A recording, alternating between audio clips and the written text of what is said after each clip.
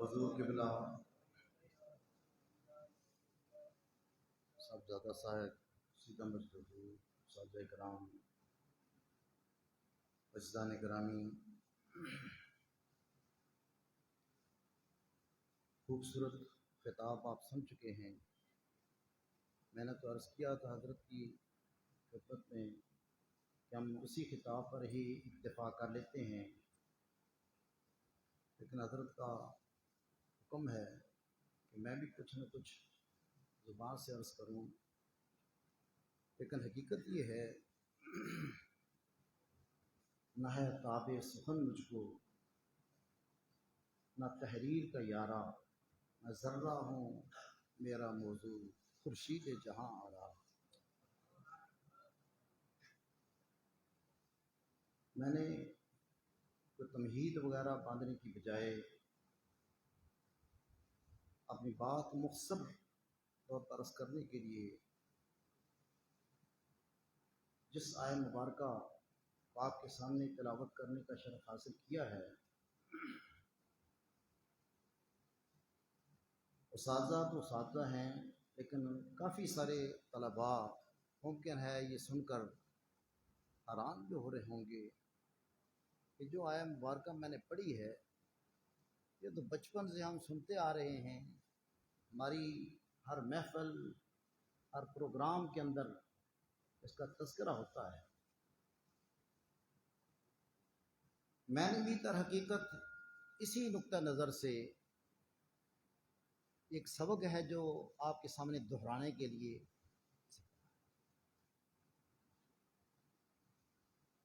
جیسا کہ مفتی صاحب فرما رہے تھے کہ یہ عام جلسہ نہیں، بظاہر اس وقت میرے سامنے طلباء بیٹھے ہیں، کل کو انہیں نے بڑے ہو کر مفتی اور شیخ بننا ہے اور نامہ کیا بننا ہے، ان کے ذہنوں کے اندر یہ چیزیں بنیادی چیزیں ہیں جو رہنی چاہیے۔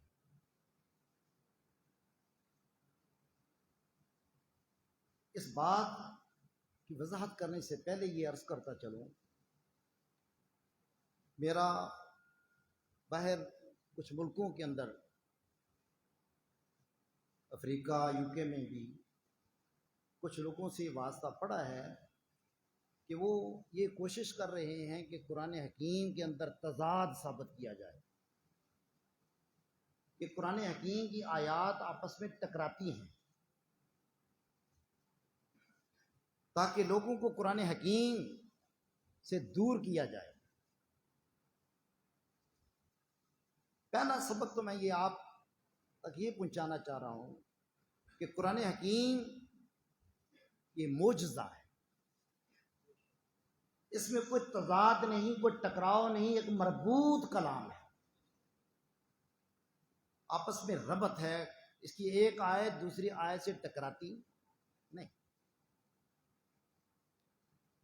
اور جب تک آپ ان تمام آیات کو ملا کر کسی چیز کا مفہوم نہیں سمجھیں گے، آپ کی تھارولی اور ڈیپلی اسٹڈی نہیں ہوگی، کسی آیت کا صحیح مفہوم آپ نہیں سمجھ سکتے۔ آپ نے بھی آگے چل کر ان چیزوں کو سامنے رکھنا ہے۔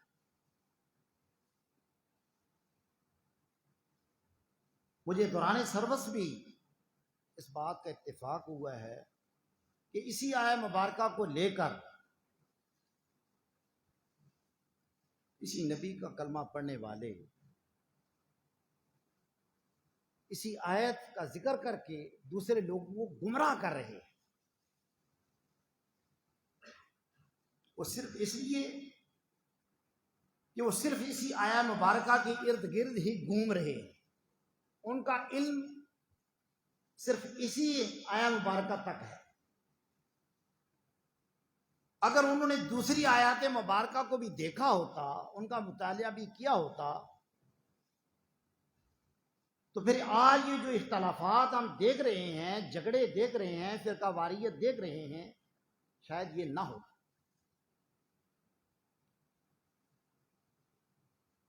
لہذا اس آیت مبارکہ کے ساتھ قرآن حکیم کی دوسری آیات مبارکہ ان کو بھی ملانا ضروری ہے۔ پہلے اس آیت مبارکہ کا ہم ترجمہ کر لیتے ہیں، پھر دوسری آیات بھی دیکھتے ہیں۔ اللہ پاک اس آیت مبارکہ میں ارشاد فرما رہا قل انما انا بشر مثلکم، اے محبوب تو اعلان فرما دے کہ میں تو تمہاری ہی طرح کا بشر ہوں۔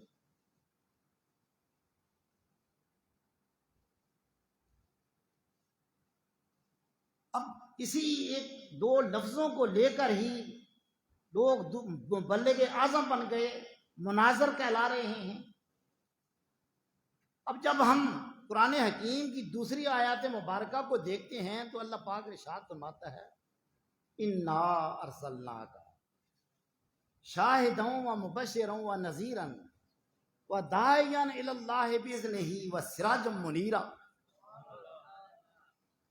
اتنا وقت نہیں کہ وہ ساری صفات بیان کروں، آخری لفظ کی طرف توجہ دلا رہا ہوں۔ یہاں تو صرف اتنا فرمایا کہ تو فرما دے کہ میں تمہاری طرح کا ایک انسان ہوں، بشر ہوں، لیکن یہ اپنے محبوب سے کلوایا، خود اعلان نہیں فرمایا۔ جب خود اعلان فرماتا ہے تو فرماتا ہے ہم نے تجھے سراج منیر بنایا ہے۔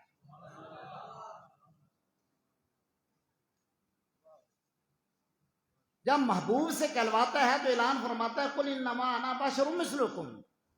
جب خود اعلان فرماتا ہے تو اعلان فرماتا ہے قد جاءکم من اللہ نور، لوگوں تمہارے پاس اللہ کی طرف سے نور آ گیا۔ کہیں فرماتا ہے طٰہٰ و یاسین، کہیں کہتا ہے والضحیٰ۔ کن کن ناموں سے آپ کے چہرہ مبارک کا نقشہ کھینچا جا رہا ہے۔ کہیں چودھویں کے چاند سے تشبیہ دیتا ہے، کہیں سراج منیر کہہ کر اس سورج، دنیا کے سورج سے بھی آگے کا مقام بتاتا ہے۔ یہ دنیا کا سورج تو سراج وہاج ہے، میرا محبوب سراج منیر ہے۔ تم تو نور اور بشر کے جھگڑوں میں پھنسے ہوئے ہو، میرا محبوب تو منیر ہے، جس پر اس کی ایک کرن پڑ گئی وہ بھی منور ہو گیا۔ آپ کو نہیں یاد کہ رات کو محفل ہو رہی تھی مسجد نبوی میں، اندھیرا ہو گیا، دو صحابی گھر کو جانے لگے، عرض کرنے لگے یا رسول اللہ صلی اللہ علیہ وسلم ہمارے ماں باپ پر قربان ہو جائیں، اندھیرا ہو گیا ہے، راستہ پر خطر ہے۔ تو فرمایا کیا ہوا؟ کھجور کی ٹہنی منگوائی اور کھجور کی ٹہنیوں کے ہاتھ میں دے دی۔ صحابی تھے، وہ بولے نہیں کہ ہم نے تو عرض کی تھی کوئی روشنی والی کوئی چیز چاہیے جو راستے میں روشنی کا کام دے، چراغ کا کام دے۔ آپ نے کھجور کی ٹہنی پکڑوا دی، بولنے کی جرت نہ ہوئی، وہ ٹہنی لی اور چل پڑے۔ جب تک روشنی تھی اس کی ضرورت نہ پڑی، اور جو ہی آگے اندھیرا شروع ہو رہا تھا وہ حیران ہو گئے کہ وہی ٹہنی روشن ہو گئی، وہی ٹیوب لائٹ بن گئی۔ انہیں سمجھ آ گئی کہ جس کا ہاتھ لگنے سے ٹہنی منور ہو گئی اس کی اپنی نورانیت کا عالم کیا ہے۔ جس کا ہاتھ لگنے سے ٹہنی منور ہو گئی، نور علی نور ہو گئی، اس کی اپنی نورانیت کی شان کیا ہے۔ ایسی ایک نہیں، دو نہیں، بے شمار مثالیں میں چاہتا ہوں مختصر سے مختصر آپ کے سامنے عرض کروں۔ آپ انگلی کا اشارہ فرماتے ہیں تو درخت چل کر آپ کی خدمت میں حاضر ہو جاتے ہیں۔ انگلی کا اشارہ ہوتا ہے تو چاند دو ٹکڑے ہو کر قدموں میں آ جاتا ہے، نگاہ اٹھتی ہے ڈوبا ہوا سورج پھر اصل مقام پر آ جاتا ہے۔ لیکن اعلان فرماتا ہے قل انما انا بشر مثلکم، محبوب تو اعلان کر دے میں تمہاری ہی طرح کا۔ آپ کی والدہ فرماتی ہیں جب آپ کی آمد کا وقت ہوا اندھیرا تھا، میں حیران تھی، اندھیرا تھا، ابھی تو آمد ہی آنے والے کی، لیکن میرا پورا حجرہ روشن اور منور ہو گیا۔ وہی گارے اور پتھر کی دیواریں صرف منور نہیں ہوئی، آئینہ بن گئیں۔ حیران تھی، یہ پورا کمرہ ہی روشن ہو گیا؟ نہیں، بلکہ کہنے دیجئے جہاں تاریک تھا، ظلمت قضا تھا، سخت کالا تھا، وہ پردے سے کیا نکلا کہ گھر گھر میں اجالا تھا۔ آپ فرماتی ہیں صرف میرا حجرہ روشن نہیں ہوا، دیواریں ہی منور نہیں ہوئیں، بلکہ میں نے تو حجرے میں بیٹھے بیٹھے ملک شام کے محلات کو بھی دیکھ لیا۔ یہ نور کہاں سے کہاں تک جا پہنچا؟ یہ صرف روئے زمین ہی نہیں، بلکہ آپ فرماتی ہیں کہ میں نے جب نگاہ اوپر اٹھائی تو میرے گھر کی چھت سے لے کر آسمان تک میں دیکھتی ہوں کہ فرشتوں کی قطاریں کھڑی ہیں، گویا آج وہ چھت بھی منور نہیں ہوئی، وہ آئینہ بن گئی۔ حجرے سے لے کر ہر طرف، فرش سے عرش تک ہر چیز منور ہو گئی۔ کیوں نہ منور ہوتی؟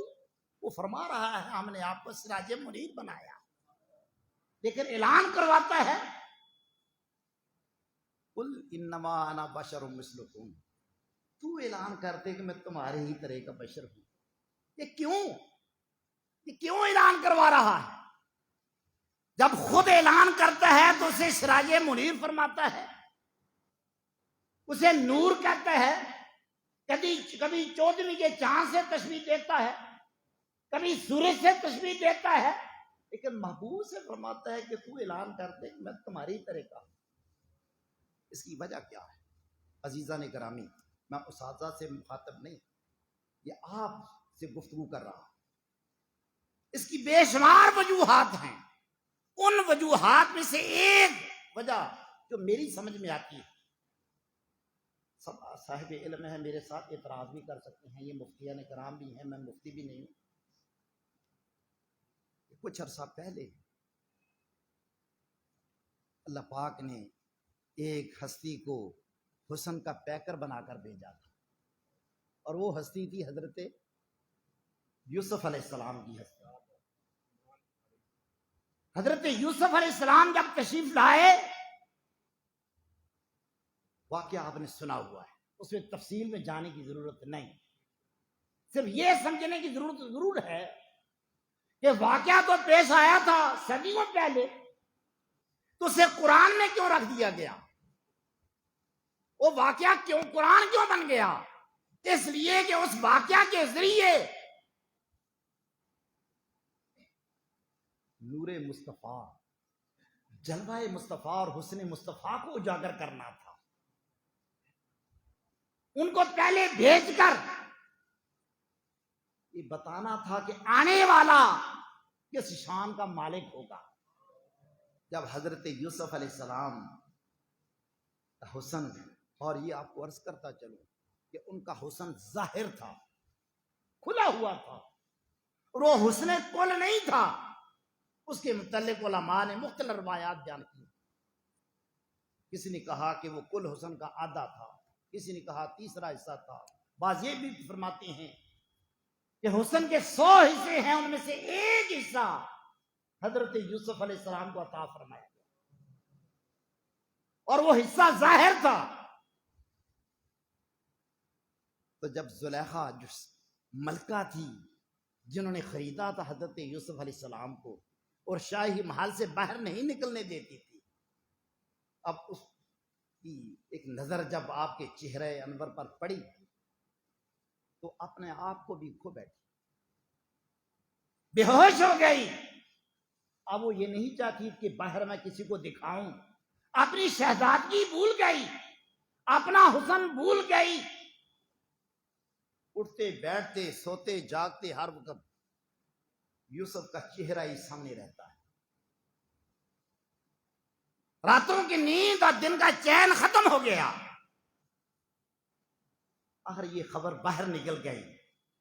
جب باہر خبر نکلی تو مصر کی عورتوں نے, مصر کا حسن آج بھی مشہور ہے, مصر کی عورتوں نے پراپے گنڈا شروع کر دیا کہ یہ دیوانی ہو گئی ہے ایک غلام پر. یہ عرصہ کافی عرصہ سلسلہ چلتا رہا, لیکن کوئی روایت نہیں آپ بتا سکتے کہ زلیخا نے انہیں بتایا ہو کہ میرا محبوب ایسا ہے, کیونکہ وہ سمجھتی تھی کہ کسی ڈکشنری میں وہ الفاظ نہیں کہ میں حسن یوسف بیان کروں. کیسے بیان کروں؟ اس نے آسان سمجھا کہ کیوں نہ میں انہیں دکھائی دوں, وہ خود دیکھیں اور خود فیصلہ کر لیں. اور پھر جب انہوں نے دیکھا, وہ بندوبست کیا, میں واقعہ تفصیل سے نہیں بیان کر رہا, کھانے کا انتظام ہوا, پھل بھی لگا دیے گئے, چھریاں بھی ان کے ہاتھوں میں دے دی گئیں, اور حضرت یوسف علیہ السلام کو فرمایا کہ ذرا تھوڑی دیر کے لیے آپ ایک لمحے کے لیے ان کے سامنے تو آئیں. بتانا کچھ اور چاہ رہا, میں چاہوں گا کہ آپ کی توجہ ادھر ہی رہے جدھر میں توجہ کروانا چاہ رہا ہوں. جو میرا موضوع ہے کہ ایک تھوڑی دیر کے لیے آپ سامنے تو آئیں. پھر قرآن کیا کہتا ہے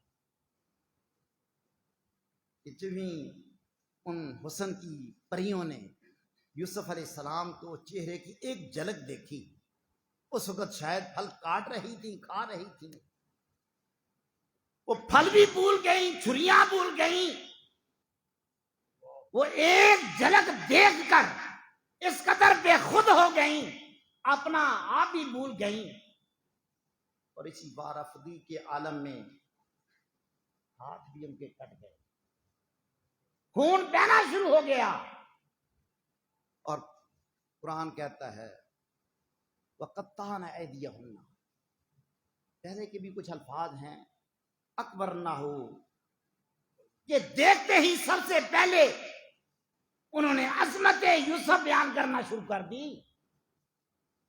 اگر اسی سے نعرہ تکبیر بھی کہہ دے, نعرہ تکبیر بھی اگر کہہ دیا جائے, اکبر نہ ہو کہ اللہ پاک کی کبریائی بیان کرنا شروع کر دی, نعرہ تکبیر بلند کر دیا ہو, تو یہ کوئی بڑی بات نہیں. اور اگر حضرت یوسف کی عظمت بیان کرنا شروع کر دی ہو, وَقَطَّعْنَ أَيْدِيَهُنَّ, اپنے ہاتھوں کو کاٹ لیا, انگلیاں کٹ گئیں, خون بہ رہا ہے, لیکن نہ خون بہنے کا احساس ہے, نہ ہاتھوں کے کٹنے کا کوئی خیال ہے. وَقُلْنَا حَاشَ لِلَّهِ مَا هَذَا بَشَرٌ, وَقُلْنَا حَاشَ لِلَّهِ, کسی نے حاشا للہ کا ترجمہ سبحان اللہ فرمایا کہ سب کی زبانوں پر ایک بارگی جاری ہو گیا, سبحان اللہ. نگاہیں ہیں کہ وہ نیچے نہیں جھکتی, انگلیاں کٹ چکی ہیں, اس کا احساس نہیں, خون بہنے کا احساس نہیں. انہیں معلوم تھا کہ یہ نگاہوں کی کبھی قضا کرنا مشکل ہوگی, نیچے نہیں دیکھتے, اور زبانوں پر جاری ہو گیا قلنا حاشا للہ. اور ابن کثیر نے رحمت اللہ علیہ, انہوں نے اس کا ترجمہ خدا کی قسم بھی لیا, قلنا حاشا للہ, پکار اٹھی خدا کی قسم, اے زلیخا یہ تو بشر ہے ہی نہیں.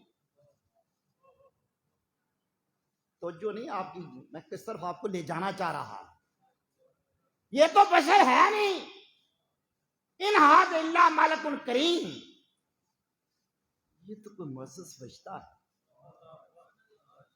میں پوچھنا چاہتا ہوں, جب تک دیکھا نہ تھا, بشر بشر پکارتی رہیں، الزامات لگاتی رہیں، تہمتیں لگاتی رہیں، پراپیگنڈا کرتی رہیں، اختلافات کرتی رہیں، اور جب دیکھ لیا سارے جھگڑے ختم ہو گئے.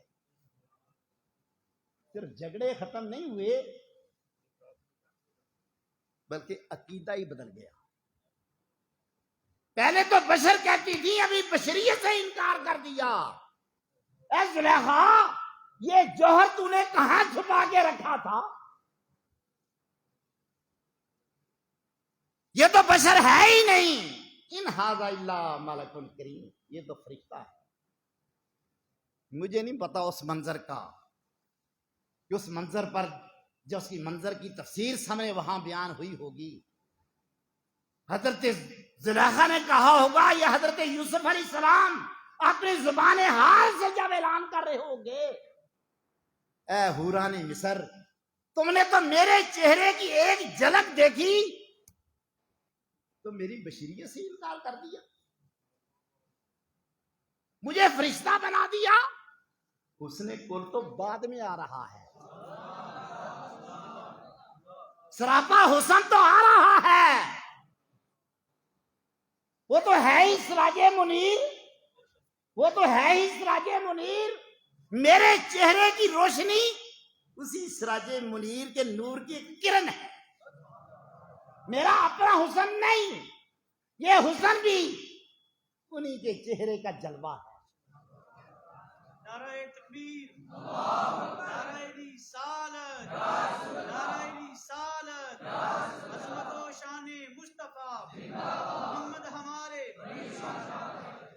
جب حضرت یوسف کے چہرے مبارک کو نہیں وہ دیکھ سکی، برداشت کر سکی، تو مولا کریم نے دیکھا کہ جو حسن کا ایک معمولی سا حصہ تھا اسے دیکھ کر وہ برداشت نہ کر سکی. اے محبوب، تو تو سراج منیر ہے، تو تو نور کا پیکر ہے، تیرے آنے سے تو پوری کائنات روشن ہو گئی.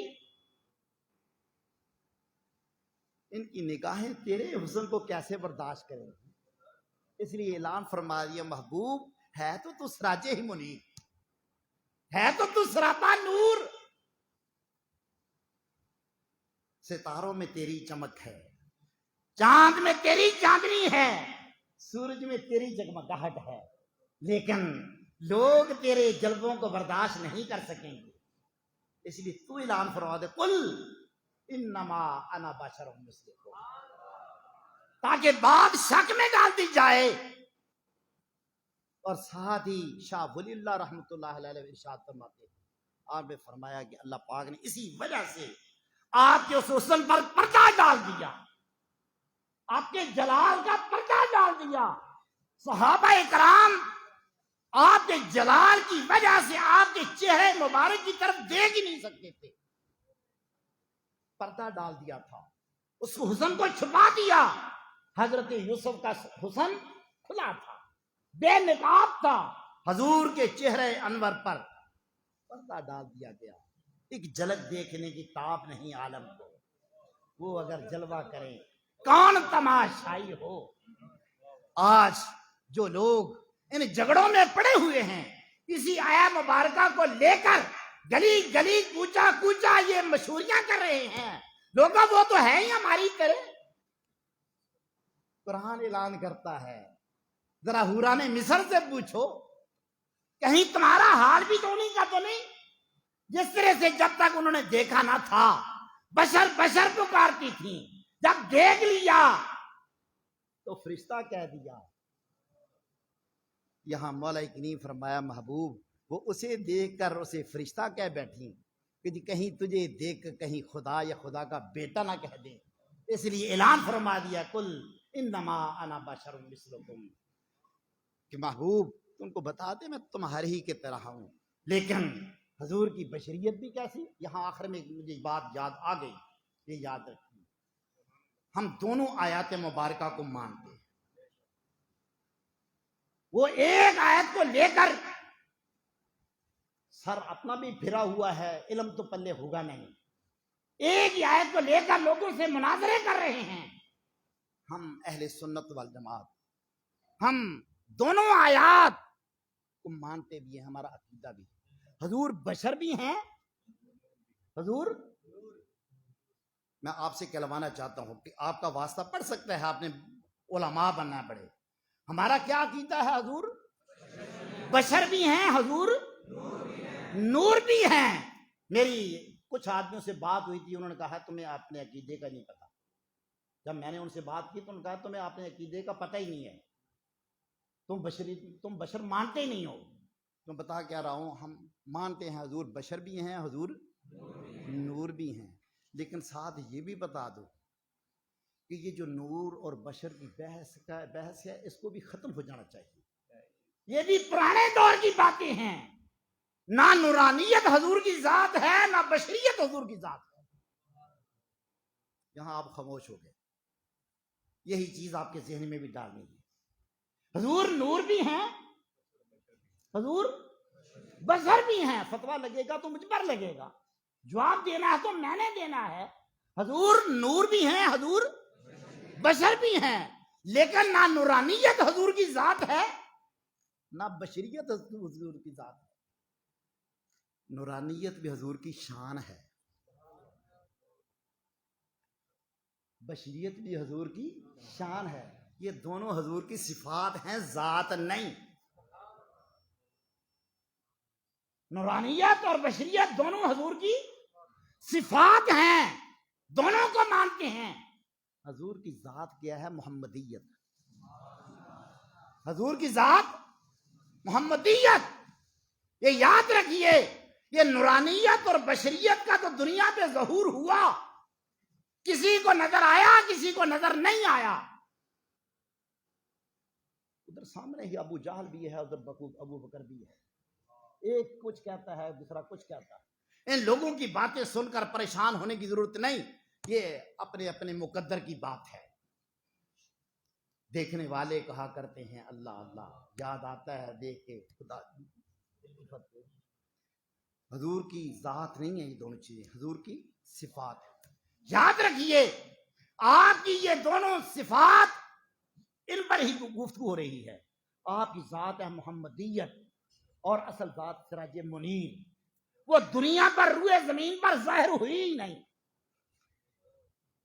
یہی وجہ تھی کہ صحابہ اکرام کے درمیان اس مسئلے میں اختلاف تھا.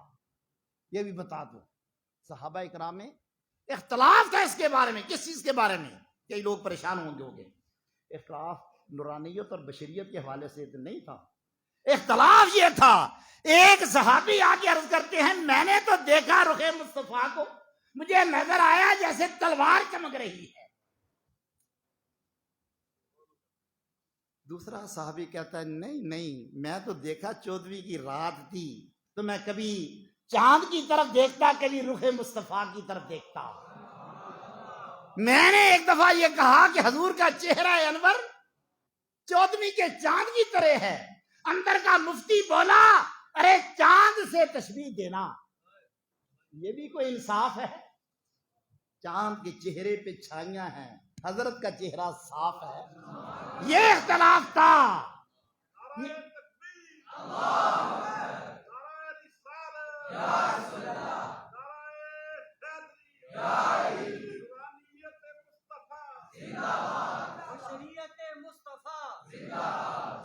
جب مکہ سے ہجرت فرما کے مدینہ تشریف لائے, اس وقت مدینہ کے بچے بچیاں بوڑھے جوان سب باہر نکل کر چھتوں پر چڑھ کر ایک گیت گا رہے تھے مصطفیٰ کا. ہے یاد؟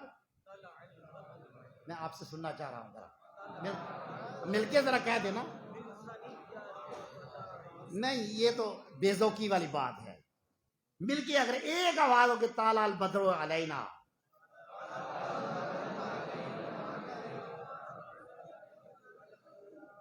میرا خیال ہے اشرف تبسم صاحب ہی ہوتے تو وہ آپ سے کرواتے کہ اس دارالعلوم کے اندر ایسی مدھم سی آواز, تو ایک آواز ملا کے یہ نعت بھی ہے, مل کے پڑھیں ذرا طلع البدر.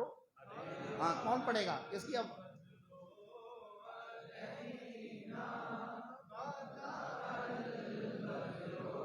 بلند آواز سے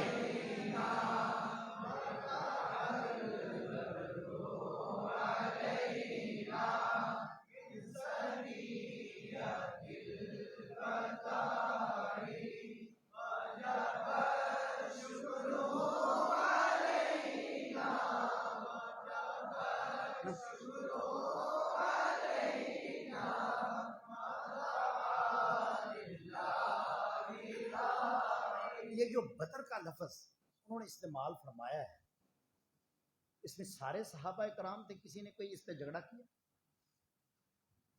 بچیاں بچے بوڑھے جوان مرد عورت سب مل کر یہ ایک ہی قصیدہ پڑھ رہے تھے، طالع البدر، تو یہی یاد رکھ لیں، کافی ہے آپ کو جواب دینے کے لیے۔ طالع البدر علینا، بدر کسے کہتے ہیں؟ ہاں جی، خصوصاً میں طلباء سے گفتگو کر رہا ہوں۔ ایک ہوتا ہے ہلال، ایک ہوتا ہے قمر، اور ایک ہوتا ہے بدر۔ جو پہلی شام کو چاند طلوع ہوتا ہے اس کو کہتے ہیں ہلال، وہ باریک سا، اس کو ہلال کہتے ہیں۔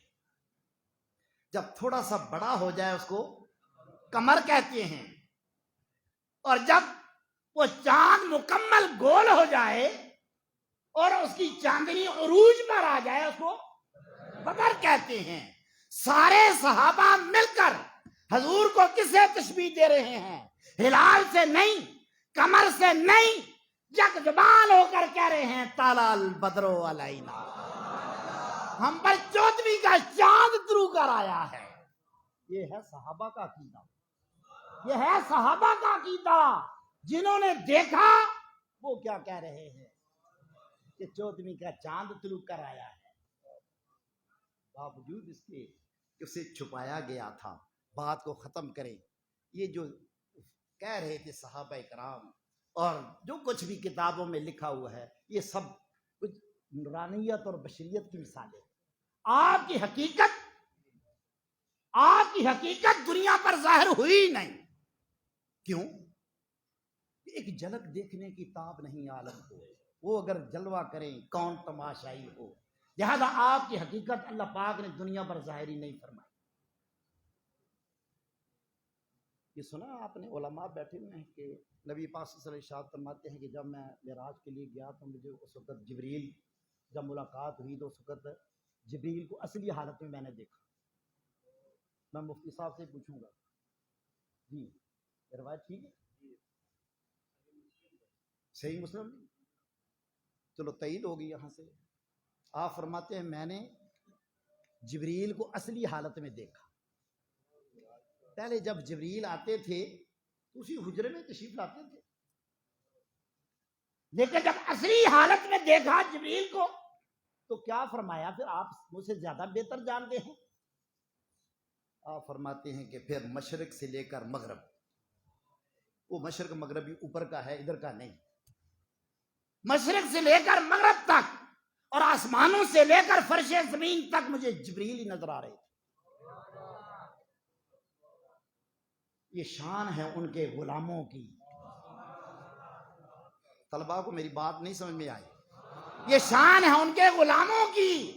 سردار کا عالم کیا ہوگا کہ جبریل اگر پر پھیلائیں، اور کتنے پر پھیلائے تھے؟ یہ بات ہو رہی کہ 600 پر ہیں، حضور نے فرمایا اس کے 600 پر ہیں، صرف 2 پر پھیلائے تو آسمان سے زمین تک، مشرق سے مغرب تک کوئی جگہ خالی نہ رہی، ہر طرف جبریل ہی جبریل نظر آ رہے ہیں۔ تو 600 پر جب وہ پھیلائیں گے کیا کیفیت ہوگی؟ آپ کو معلوم ہونا چاہیے، آپ نے قرآن حکیم پڑھا ہوا ہے، جس طرح جبریل کے پر ہیں اسی مصطفیٰ کے بھی پر ہیں۔ فتویٰ نہ مجھ پر لگا دیں، یہ قرآن پاک کی ایک آیت بھی ہے، اب ٹائم میں مختصر کر رہا ہوں، بعد میں دیکھتے رہیں۔ وقف کیا ان کے لفظ جناح کا، آگے کوئی پورا پڑھو نا، مفتی صاحب سے سن رہے ہیں کہ محبوب اپنی رحمت کے پروں کو اپنے غلاموں کے لیے بچھا دیجئے، یہ کرم ہے ہماری خاطر وہ یہاں تشریف لائے۔ اللہ پاک فرما رہا ہے کہ اپنی رحمت، اپنی محبت کے پروں کو اپنے غلاموں کے لیے پر پھیلا دیجئے۔ اگر جبریل کے 600 پر ہیں تو مصطفیٰ کے کتنے پر ہیں؟ جبریل نے تو 2 پر کھولے، مشرق سے مغرب، آسمان سے زمین تک، ہر جگہ پہ وہی نظر آ رہے ہیں۔ اگر مصطفیٰ ایک پر بھی کھولتے کون تماشائی ہوتا؟ کون دیکھتا؟ وہ اگر حضور کا حسن کھلا ہے تو کہاں؟ جہاں آواز آ رہی تھی دنا فتح دلہ وکانا قاب قوسین او ادنا، جب لامکاں میں گئے، چونکہ لامکاں کی کوئی حد نہیں، مصطفیٰ کے پروں کا بھی حد نہیں، جبریل نے اس لیے ہاتھ جوڑ دیے، یا رسول اللہ میں وہاں نہیں جا سکتا۔ آپ جائیں، اس لیے کہ میرے حد یہی ہے۔ اسے پتا تھا حضور ایک پر بھی کھولیں گے تو وہ ایک پر بھی پوری کائنات اس کے اندر چھپ جائے گی۔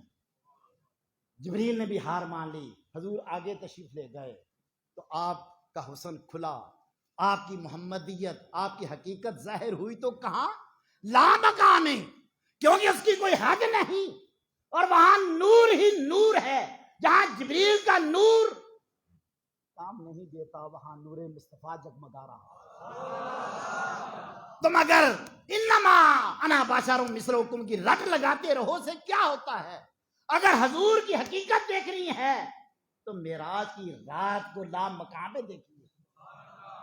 تو یا پھر حضور کی حقیقت ظاہر ہوگی تو کب ظاہر ہوگی؟ آخری بات عرض کر رہا، کب ظاہر ہوگی؟ وہ دوسرا مقام ہے لامکان۔ وہ کون سا؟ قیامت کے بعد۔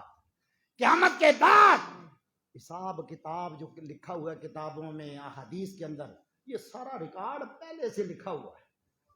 کرامان کاتبین نے سارا ریکارڈ جمع کیا ہوا ہے۔ تو وہ پھر وہ 50,000 سال کا یا کم و بیش جو وقت رکھا ہے، کیوں رکھا ہوا ہے؟ سبب فقط اتنا ہے انعقاد بزم محشر کا، حساب کتاب کے لیے نہیں، وہ تو ریکارڈ ہے، وہ دیر کے لیے جو رکھنا مقصود ہے کہ ایک کرسی پر جلوہ خدا بندی ہوگا اور دوسری کرسی پر نور مصطفیٰ جگمگا رہا ہوگا، مولا کریم اپنے محبوب کی شان کو ظاہر کر رہا ہوگا، وہاں حضور کی حقیقت ظاہر ہوگی۔ اور شاعر نے کہا سبب فقط اتنا ہے انعقاد بزم محشر کا کہ ان کی شان محبوبی دکھائی جانے والی ہے۔ وما علینا الا البلاغ۔